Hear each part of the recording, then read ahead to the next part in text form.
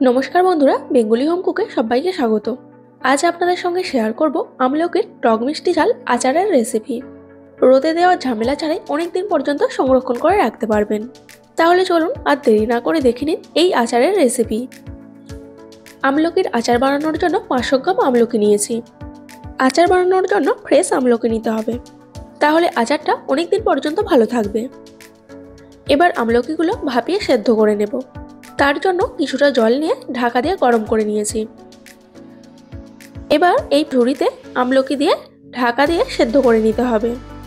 আপনারা মোমো মেকার বা এই রকম পিঠে করার ঝুড়িতে আমলকি সেদ্ধ করে নেবেন। প্রায় 12 থেকে 13 মিনিট সময় লাগবে আমলকি সেদ্ধ হতে। ততক্ষণে আচারের জন্য একটা ভাজা মশলা বানিয়ে নেব।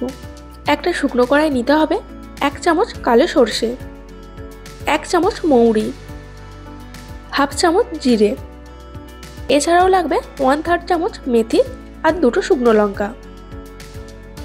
আপনারা আপনাদের আমলকির পরিমাণ অনুযায়ী সব মশলা নিয়ে নেবেন। গ্যাসের ফ্লেমটা মিডিয়ামে রেখে মশলাগুলো নেড়েচেড়ে ভেজে নিতে হবে। যখন দেখবেন মশলার কালারটা চেঞ্জ হয়ে গেছে আর মশলা থেকে গন্ধ ছাড়তে শুরু করেছে, তখন মশলাটা একটা প্লেটে তুলে নেবেন। মশলাটা ঠান্ডা করে গুঁড়ো করে নিতে হবে। আবারও কড়াই দিয়ে দেব হাফ চামচ জোয়ান আর হাফ চামচ কালো জিরে। এই মশলাগুলো 1 মিনিট ভেজে নিতে হবে। এই মশলাগুলো ভেজে গুঁড়ো করব না। আচারের জন্য মশলাগুলো ভেজে নেওয়া হয়ে গেছে। এইদিকে দেখুন আমলকিও ভালোভাবে সেদ্ধ হয়ে গেছে। ঢাকা খুলে নিয়ে আমলকি ভালোভাবে ঠান্ডা করে নিতে হবে। আমলকি সেদ্ধ হয়ে গেলে দেখবেন আমলকির কালারটা চেঞ্জ হয়ে যাবে আর আমলকির গাটা এইভাবে ফেটে যাবে। আমলকি ঠান্ডা হতে হতে ভাজা মশলাটা গুঁড়ো করে নেব। মিক্সিতে মশলাটা দিয়ে গুঁড়ো করে নিচ্ছি। আপনারাও মশলাটা ভালোভাবে ঠান্ডা করে তবেই গুঁড়ো করবেন। মশলাটা গুঁড়ো করে নিয়ে একটা বাটিতে নিয়ে নিলাম। এবার এতে দিয়ে দেব 1 চামচ কাশ্মীরি লঙ্কা গুঁড়ো। কাশ্মীরি লঙ্কা গুঁড়োটা রঙের জন্য দিলাম।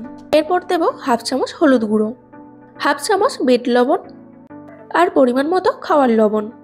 এছাড়া দেব ভেজে রাখা জোয়ান আর কালো জিরে। এবার সব মশলাগুলো মিশিয়ে রেখে দেব। এইদিকে আমলকিগুলো ভালোভাবে ঠান্ডা হয়ে গেছে। এবার আমলকি এইভাবে ছাড়িয়ে দানাগুলো ফেলে দিতে হবে। আমলকি সেদ্ধর পর আমলকি ফেটে যায়, তাই দানাগুলো খুব সহজে বের করে নিতে পারবেন। প্রত্যেকটা আমলকির দানা ফেলে দিয়ে এইভাবে ছাড়িয়ে নিতে হবে। সব আমলকি থেকে দানা বের করে নিয়েছি।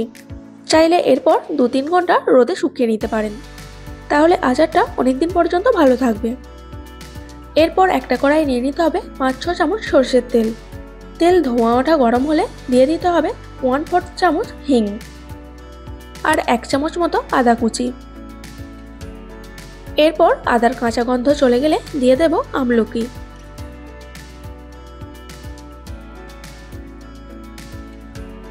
এবার আমলকিগুলো 7-8 মিনিট ভালো করে ভেজে নিতে হবে।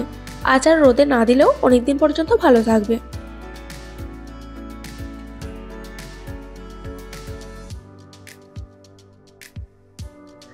প্রায় 7-8 মিনিট আমলকি ভেজে নিয়ে ভাজা গুঁড়ো মশলাটা মিশিয়ে নিতে হবে। গ্যাসের ফ্লেমটা লোতে রেখে নেড়েচেড়ে মশলার সঙ্গে আমলকি ভালো করে মিশিয়ে নিতে হবে। আমলকির সঙ্গে মশলাটা মিশিয়ে নিয়ে এবার দিয়ে দেব কিছুটা গুড়। আমলকি অনেক টক হয়, তাই একটু মিষ্টি করার জন্য গুড় অ্যাড করতে পারেন।